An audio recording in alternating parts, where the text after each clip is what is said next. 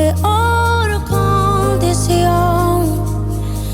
Tú me viste en mi peor condición, Dios, y me has demostrado que tú siempre eres fiel.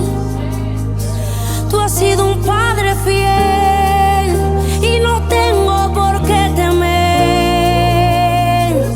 Tú en cada temporada me has demostrado que te vas a quedar.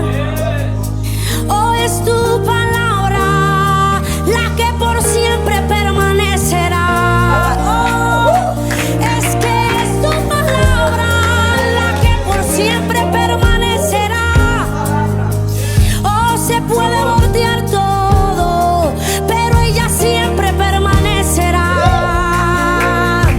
Oh, puede haber lo que sea, pero ella siempre permanecerá. Ella siempre me restaurará. Ella siempre me cuidará. Ella siempre me limpiará.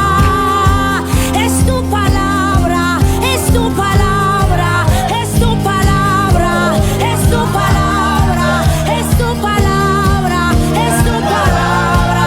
Con tu palabra yo clamaré, yo clamaré, yo clamaré en ti. Clamaré. Llévame a un lugar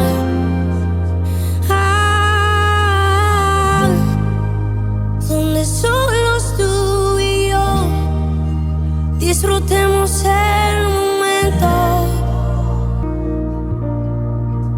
Tú me viste, mi tormenta, me libraste de la prueba, te llevaste mi tristeza, me cambió la vida entera, me vistió con ropas nuevas, puso aceite en mi cabeza, me hizo un lugar en su mesa, como un padre me desea.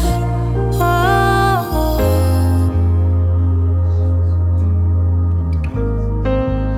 Él siempre me desea,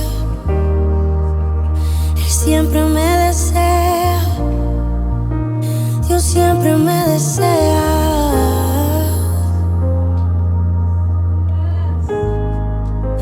Dios siempre me desea. Aleluya. Como tus hijos clamamos a ti